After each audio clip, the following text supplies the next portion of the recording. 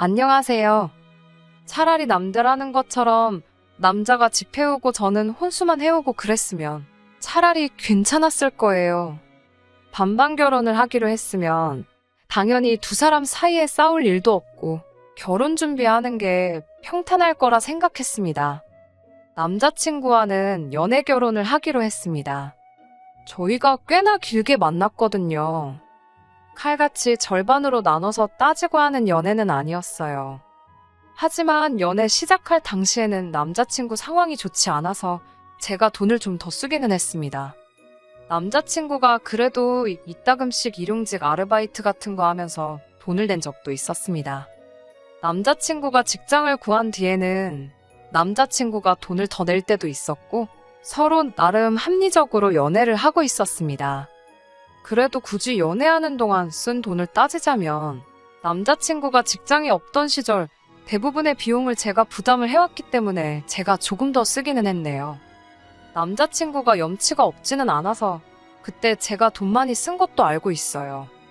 결혼 이야기가 나오면서 남자친구가 데이트 비용으로 돈을 더 쓴 게 있는데 그 돈을 어떻게 하면 좋겠냐고 물어온 적도 있었거든요. 저는 거기에 대해서는 길게 말하지 않았어요. 어차피 결혼까지 생각한 사이인데 돈 몇 푼 때문에 네 돈 내 돈 딱 가르고 싶지도 않았고 어차피 결혼하면 그 주머니가 되는 거잖아요. 당장 제가 남자친구한테 돈 얼마 받는다고 해서 저희 두 사람 총 재산에는 달라지는 게 있던 게 아니니 크게 신경 쓸 일도 아니라 생각했어요. 좋은 게 좋은 거라는 말도 있고 사실상 저희가 어려울 때 서로 도우며 연애를 해왔기 때문에 결혼까지 결정하게 된 거라는 확신도 가지고 있었기 때문이지요. 계산에 있어서는 확실한 모습에도 무슨 일이 생기거나 한다면 공평하고 현명한 결정을 내리는 사람이겠다. 그렇게 믿어 의심치 않았습니다. 그런데 결혼은 현실이라는 게 참 맞는 말이다 싶었어요. 저희가 연애하는 동안에는 괜찮았는데 결혼 이야기 나오고부터 본격적으로 결혼 준비를 시작하면서부터는 마찰이 생기기 시작하더군요. 결혼은 연애하면서도 그래왔듯이 반반 결혼을 하자고 이야기가 나왔습니다. 그런데 서울에서는 대출 없이 매매는커녕 전세를 구하기도 힘들겠더라고요. 대출을 알아봐야 하나 어떻게 해야 하나 골머리를 썩고 있는데 저희 어머니께서 인생에 한 번뿐인 결혼인데 어른들한테 손 벌리는 게 부끄러운 게 아니라고 도와주겠다고 이야기를 해오셨습니다. 어차피 제가 외동인데다가 저희 부모님이 노후 준비도 다 끝나 있던 상황이었기 때문에 크게 개의치 않아 하셨어요. 그냥 주신다고까지 했던 돈이지요. 그런데 남자친구와는 반반 결혼을 하자는 이야기를 나누고 있었는데 막상 제가 친정에서 큰 돈을 가지고 오면 남자친구한테는 그게 부담이 되지 않을까 싶었습니다. 제가 알고 있던 바로는 남자친구 집이 그렇게 넉넉한 편은 아니거든요. 그래서 남자친구가 취직 준비하던 시절에도 일용직 아르바이트를 해서 생활비를 충당을 해야 했었던 거고요. 이미 저희끼리 반반 결혼을 하자고 결정을 내린 상황에 제가 집에서 얼마를 가져오기로 했으니 너도 받아오라고 반반 결혼하자고 말을 할 수도 없는 노릇이었지요. 사실 아직도 남자가 가족을 부양한다는 풍토가 있는데 괜히 그걸 가지고 자존심을 건드리고 싶지도 않았습니다. 그래서 어차피 대출을 알아보고 있던 상황이었으니 일단 급한 대로 어머니께 돈을 빌린 걸로 해서 전셋집을 구하자고 했습니다.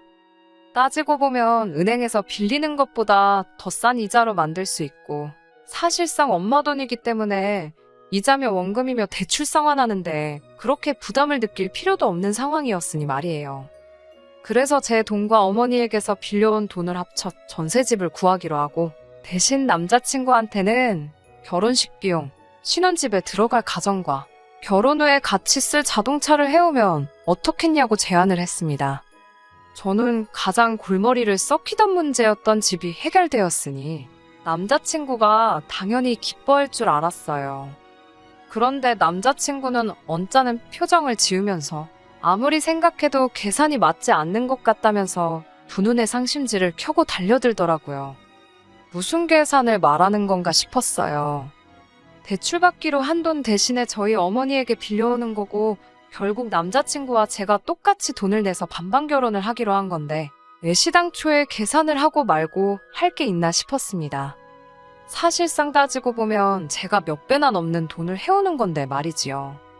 남자친구는 어이없는 걸 가지고 불공평하다고 하더라고요. 저는 왜 원금이 보장되는 집을 하고 자기한테는 써버리면 땡인 결혼식 비용을 하라고 하느냐고요.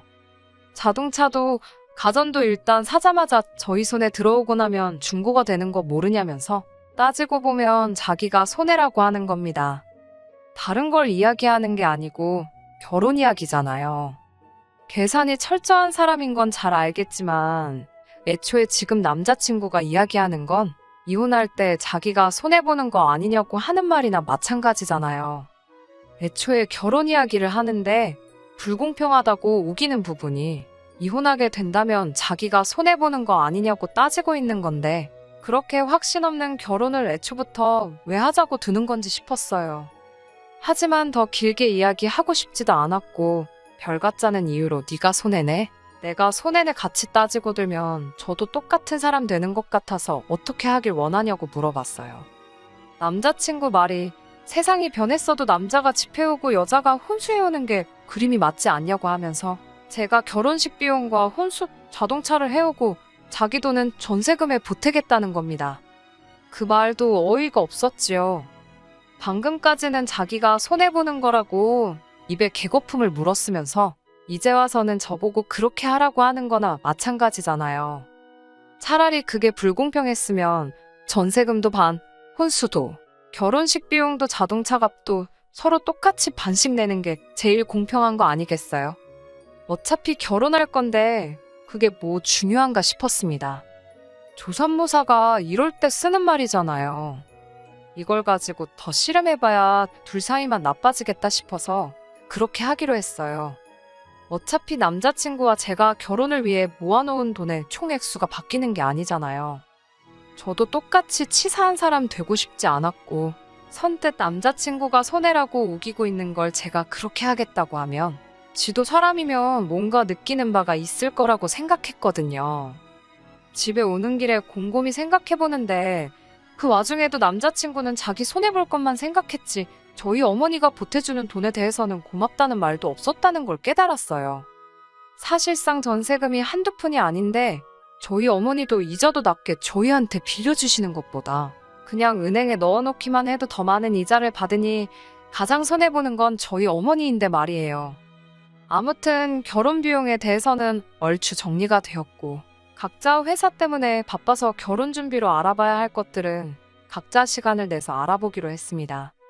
그리고 얼마 지나지 않아서 남자친구와 다시 만나 가정가구 같은 혼수들을 어떻게 할지 결정하기로 했어요. 남자친구가 혼수 목록이라고 하면서 자기가 정리해온 걸 저한테 들이밀더라고요. 그런데 혼수 리스트라고 하기엔 너무 이상하더라고요. 별 5개로 유명한 값비싼 돌침대 하나하고 최신식 세탁기와 건조기만 덩그러니 적혀있고 에어컨이라든지 냉장고라든지 필요한 가전들은 하나도 들어가 있지 않았거든요. 등이 베겨서 바닥에서도 못 자는데 무슨 돌침대냐고 남자친구한테 곧바로 물어봤습니다. 게다가 어차피 지금 들어가는 곳이 전세로 들어가는데 괜히 무거운 돌침대를 해야 하냐고 물었지요.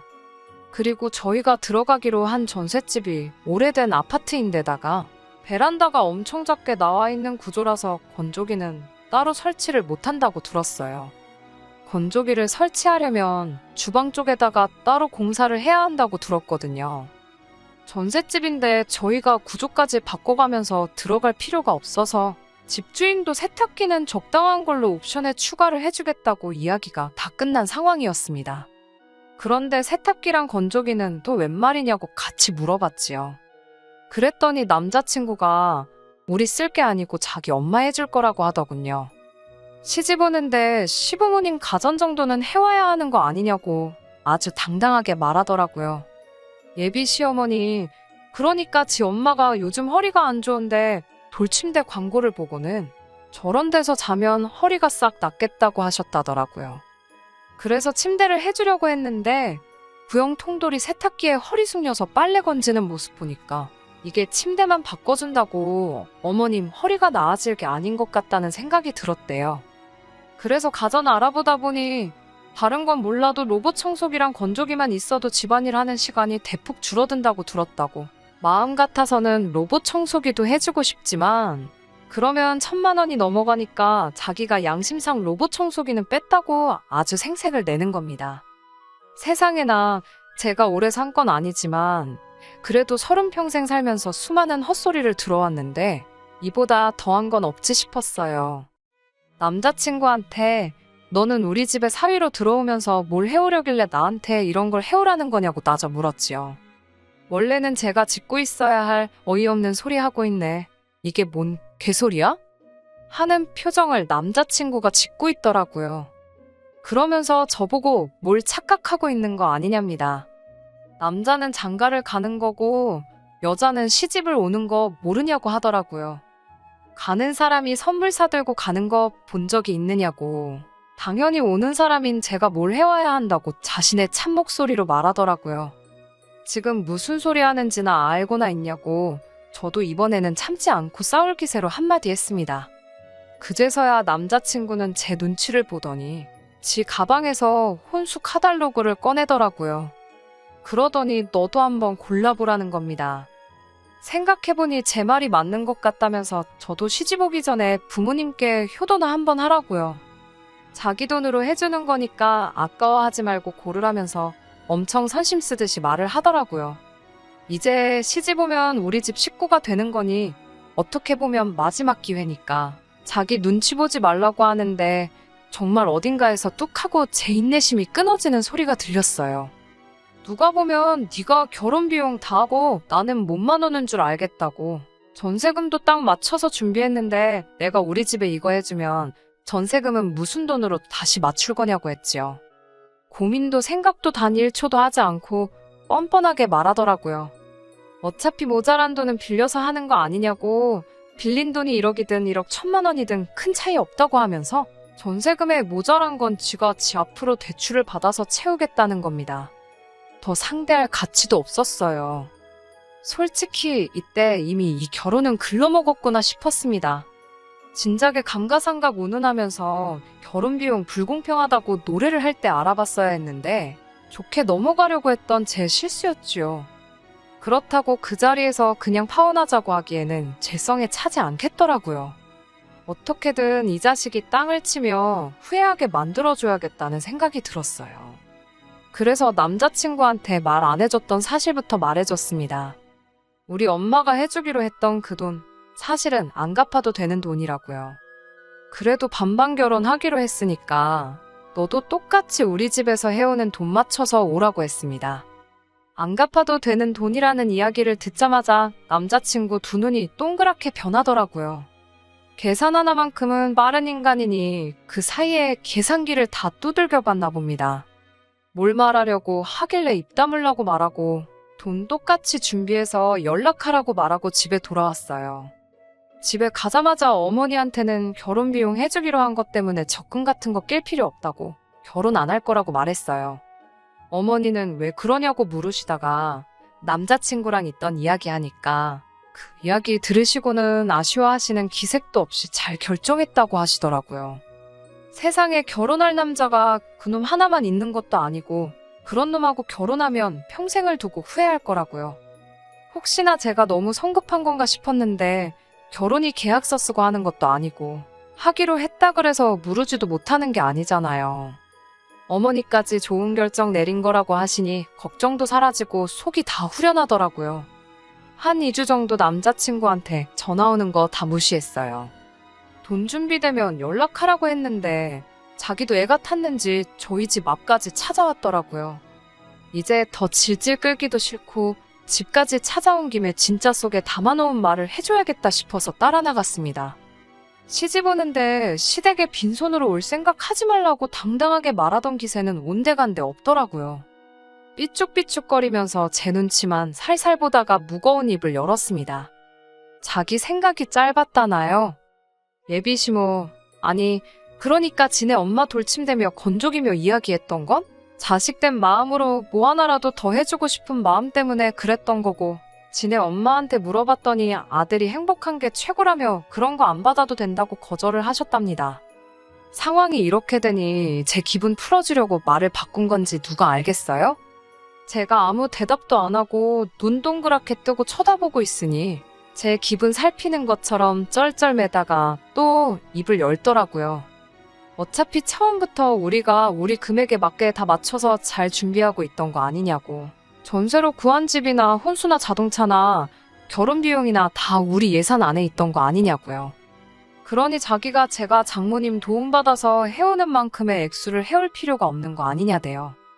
아직 결혼도 안 했는데 무슨 장모님이냐고 마음에도 없는 소리 하지 말라고 말을 딱 잘라버렸습니다.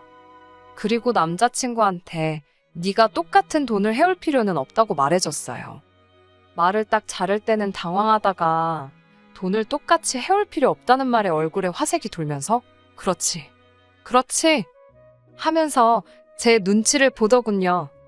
그래서 제가 당연한 거 아니냐고 너는 나랑 똑같이 반반 결혼을 하는 건데 왜 너가 돈을 더 해와야 되냐고 했어요.